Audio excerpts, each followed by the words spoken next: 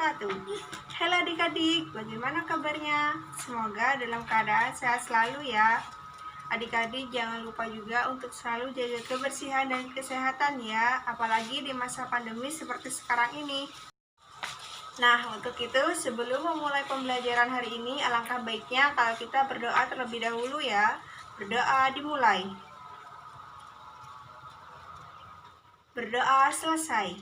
Nah, adik-adik, apakah adik-adik tahu bahwa di Indonesia ini memiliki berbagai macam pulau, suku, budaya, etnis, pakaian adat, tarian adat, serta agama? Nah, untuk lebih jelasnya, yuk kita cari tahu sama-sama. Ini kakak memiliki sebuah gambar ya. Coba kita amati sama-sama gambar tersebut ya. Apa sih yang adik-adik lihat tentang gambar tersebut? Iya benar, ada seorang penari, ada rumah adat, dan juga ada pakaian tradisional dari Bali. Untuk itu adik-adik, yuk kita amati teks bacaan berikut ini. Indonesia terdiri atas berbagai macam suku bangsa dan budaya, namun tetap dalam satu wadah Negara Kesatuan Republik Indonesia, yang biasa disebut dengan NKRI.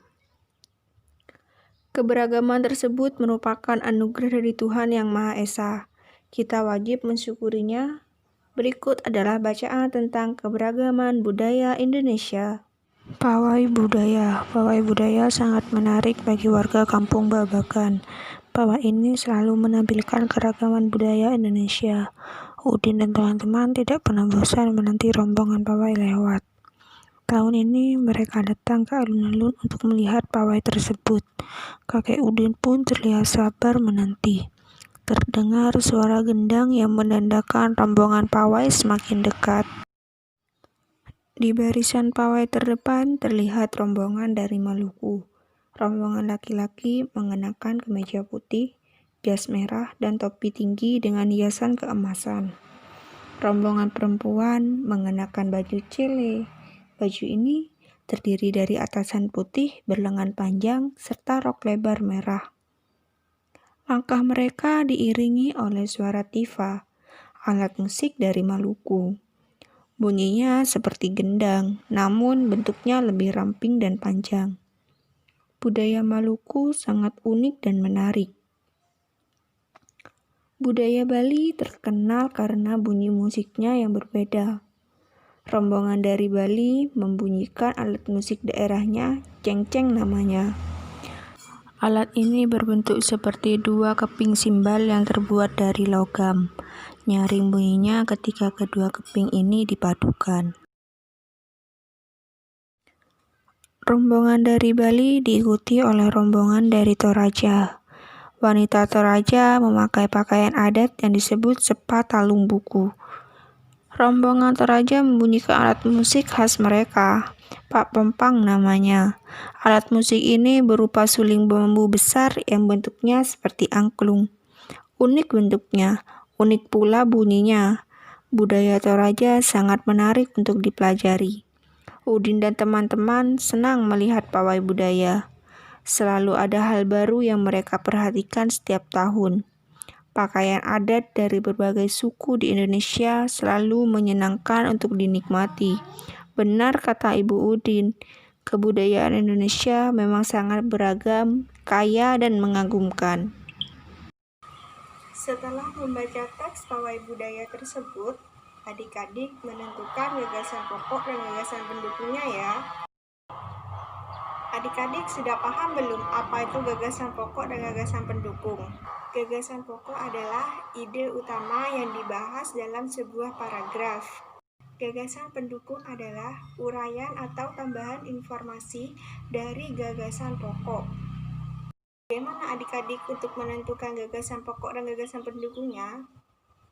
Ya, adik-adik terlebih dahulu harus membaca teks tersebut secara teliti dan menentukan kalimat utamanya terlebih dahulu. Sekarang kita tentukan sama-sama ya gagasan pendukung dan gagasan pokok dari teks pawai budaya tersebut. Kita cari di paragraf 3, 4, dan 5 ya adik-adik.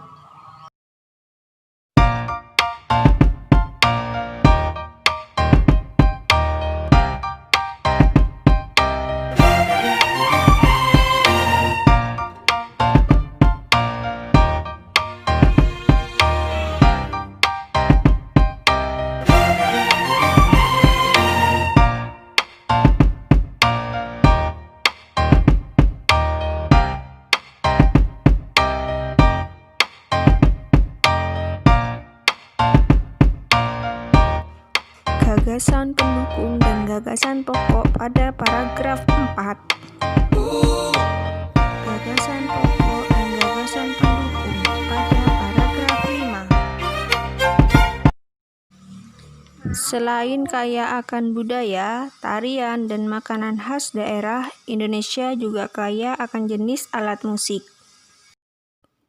Berikut contoh alat musik yang dimiliki oleh berbagai suku di Indonesia.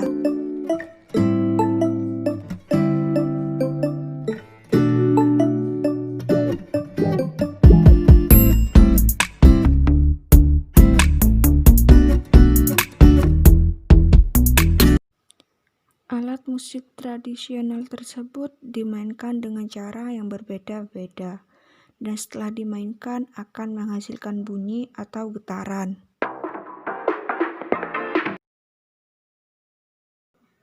Getaran merupakan sumber bunyi.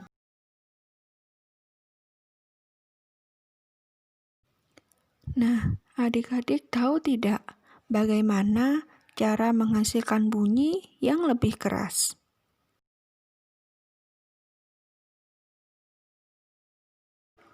Nah, iya. Jika jumlah getaran semakin banyak dalam setiap detik, maka bunyi yang dihasilkan akan semakin keras. Jumlah getaran dalam setiap detik disebut dengan frekuensi. Jadi, jika frekuensi bunyi semakin besar, maka suara semakin keras. Segala macam bentuk bunyi berasal dari benda yang bergetar. Getaran dari satu benda akan mengakibatkan udara di sekitarnya bergetar.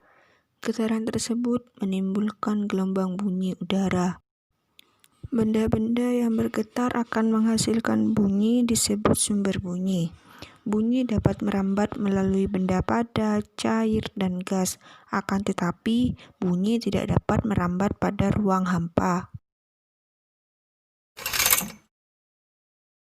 Adik-adik, sebelum mengakhiri pembelajaran, kakak ingin bertanya terlebih dahulu ya. Apa saja sih yang sudah kita pelajari? Iya, tentang gagasan pokok, gagasan pendukung, sumber bunyi, dan saling menghargai, dan selalu hidup rukun. Kita sebagai manusia harus menghargai perbedaan antara satu dan yang lain, entah itu dari agama, budaya. Semoga pembelajaran ini bisa dipahami ya buat adik-adik. Sebelumnya kakak mohon maaf jika ada salah-salah kata ya adik-adik. Kurang lebihnya mohon maaf. Wassalamualaikum warahmatullahi wabarakatuh.